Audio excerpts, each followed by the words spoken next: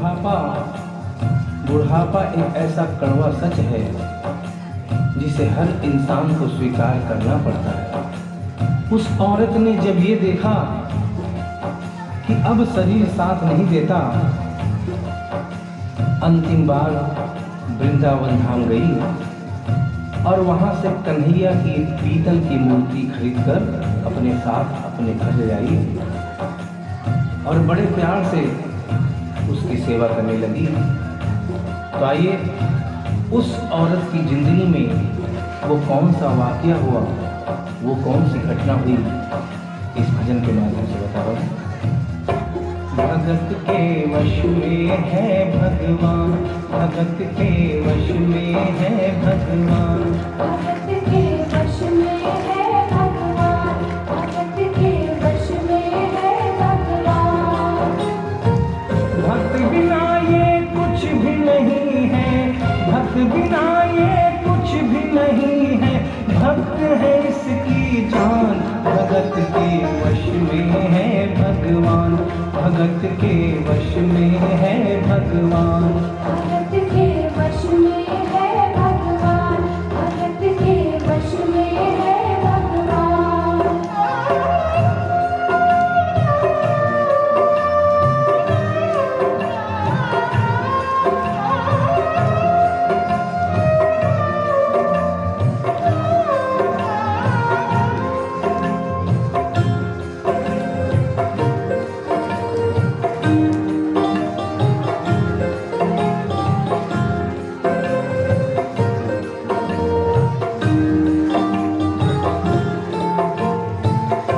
भगत मुरली वाले की रोज वृंदावन डोले, कृष्ण को लल्ला समझे, कृष्ण को लल्ला बोले।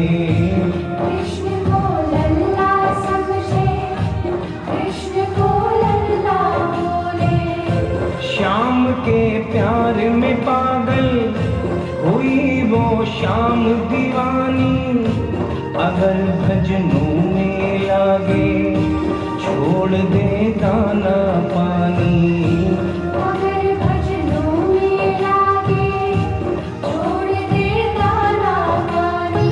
प्यार करन वो लागी उससे, प्यार करन वो लागी उससे, अपने पुत्र समान। भगत के वश में है भगवान, भगत के वश में है भगवान, भगत के वश में है भगवान, भगत के वश में है भगवान।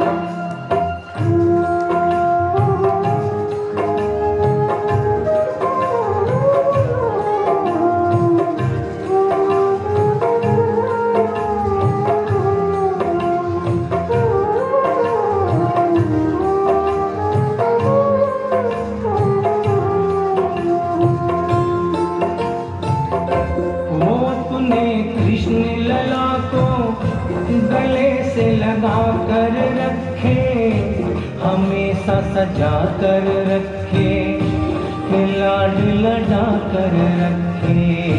हमेशा सजा कर रखे, लाड लड़ा कर रखे। वो दिन में भाग के देखे, रात में जाग के देखे, कभी अपने कमरे से शाम को झांक के देखे। कभी अपने कमरे से शाम को झांक के देखे। अपनी जान से ज्यादा रखती, अपनी जान से ज्यादा रखती, अपने लला का ध्यान। भगत के वश में है भगवान, भगत के वश में है भगवान, भगत के वश में है भगवान, भगत के वश में है भगवान।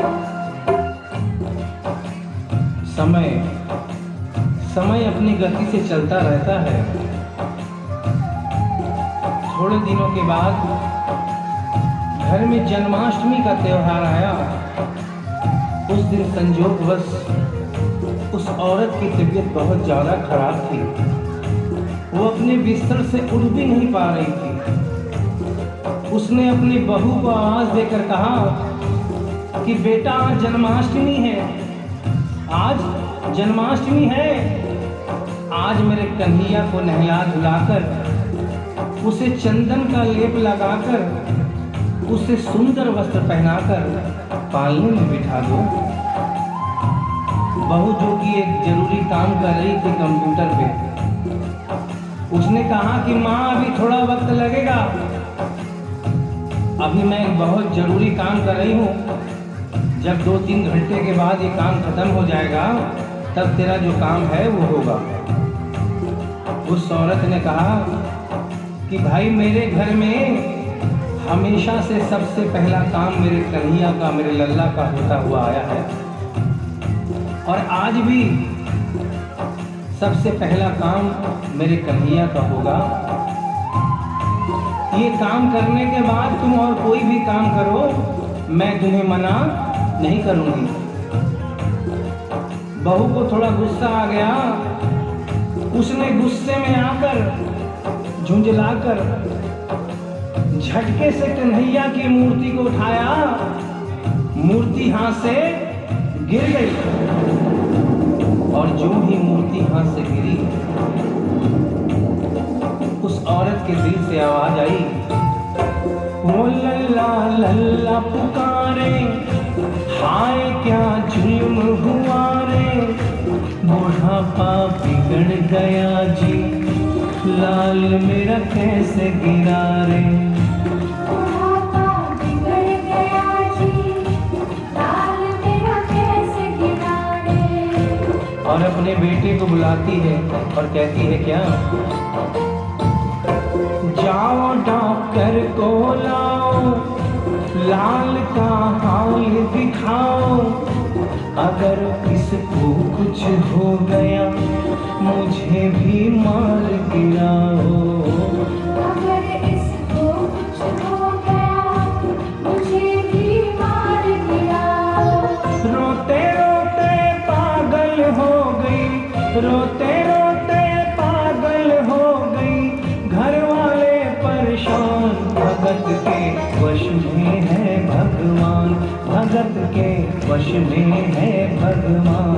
भगत के वश में है भगवान, भगत के वश में है भगवान।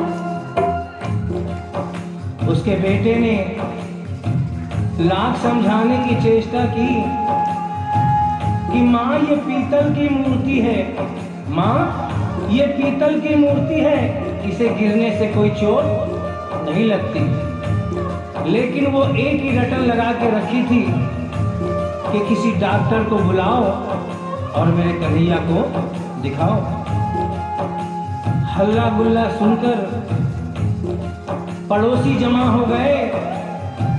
पड़ोसियों ने पूछा, भाई क्या बात है? लड़के ने कहा कि मेरी माँ पागल हो गई है, मेरी माँ पागल हो गई है। अरे पीतल की मूर्ति जमीन पे गिरी है तो कहती है कि डॉक्टर को बुलाओ। उन्हीं पड़ोसियों में एक बुजुर्ग आदमी थे। उन्होंने उसके बेटे को एक तरफ बुलाया और कहा कि बेटा क्यों झमेला करता है? अरे मोहल्ले में इतने सारे डॉक्टर हैं, किसी को बुला के ले आ, वो आके देख लेगा और कह देगा तेरा लल्ला ठीक है, तेरी माँ शांत हो जाएगी। लड़के के भी समझ में बात आ गई। मोहल्ले में गया, बहुत से डॉक्टरों की मिन्नत की, लेकिन कोई भी डॉक्टर ये केस लेने को तैयार नहीं हुआ। बड़ी मुश्किल से एक डॉक्टर को राजी किया और कहा कि डॉक्टर साहब मैं आपको दुगनी तिगुनी फीस दूंगा, सिर्फ एक बार मेरे घर चल चलो और मेरी माँ से सिर्फ इतना कह देना कि तेरा लल्ला ठीक है। डॉक्टर भी लालच में आ गया, अपना ब्रीफ केस उठाया और उसके साथ उसके घर चला गया। और क्या हुआ, नबज को टटोल के बोले ये तेरा लाल सही है, कसम खा कर कहता हूँ कोई तकलीफ नहीं है। वो माथा देख के बोले ये तेरा लाल सही है, माई चिंता मत करियो कोई तकलीफ नहीं है, माई चिंता मत करियो कोई तकलीफ नहीं है। लेकिन उस बुढ़िया माई को तसल्ली नहीं हुई। उन्होंने कहा अरे डॉक्टर ये तू कैसा चेकअप कर रहा है? अरे अपना ब्रीफ केस खोल और उसमें से वो मशीन निकाल जो ऐसे कान में लगा के सीने पे लगा के देखता है ना, उससे मेरे कन्हैया की जांच कर।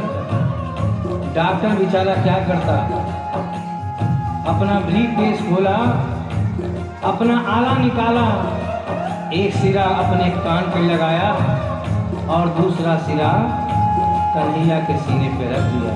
और क्या हुआ, जो ही सीने से लगाया पसीना जम कर आया, उसने कई बार लगाया और डॉक्टर चकराया, उसने कई बार लगाया और डॉक्टर चकराया। धड़क रहा सीना लल्ला का, धड़क रहा सीना लल्ला का, मूर्ति में थे प्राण भगत के वश में है भगवान, भगत के वश में है भगवान, भगत के वश में है भगवान, भगत के वश में है भगवान। और डॉक्टर ने जब ये नजारा देखा उसका माथा घूम गया। इतने दिनों तक जो साइंस की पढ़ाई की थी वो सारी की सारी धरी रह गई। अपना ब्रीफ केस, अपना आला वहीं छोड़ के जाने लगा। बुढ़िया माई ने आवाज दिया, अरे डॉक्टर, अरे कहाँ जा रहा है? अरे अपना ब्रीफ केस तो लेता जा। तो डॉक्टर ने उस औरत को जवाब दिया, सुनिएगा क्या कहा, देख तेरे लाल की माया बड़ा घबरा रहा हूँ, जहाँ से तू लल्ला लाई वहीं पे जा रहा हूँ, जहाँ से तू लल्ला लाई वहीं पे जा रहा हूँ। लाख तेरा जुग जुग जिए बड़ा एहसान किया है, आज से सारा जीवन उसी के नाम किया है, आज से सारा जीवन उसी के नाम किया है। और उस डॉक्टर ने उस बुढ़िया के बेटे को बुलाया और कहा, बनवारी तेरी माँ नहीं पागल, बनवारी तेरी माँ नहीं पागल, पागल सारा जहान, भगत के वश में है भगवान, भगत के वश में है भगवान। भक्त बिना ये कुछ भी नहीं है, भक्त बिना ये कुछ भी नहीं है, भक्त है इसकी जान, भगत के वश में है भगवान, भगत के वश में है भगवान, भगत के वश में है भगवान, भगत के वश में है भगवान। बोली वृंदावन बिहारी लाल की जय, बोलिए मोर मुकुट बंसी वाले की जय, बोलिए सांवरे सरकार की जय, बोलिए लखदाता की जय, जय जय श्री राधे, जय जय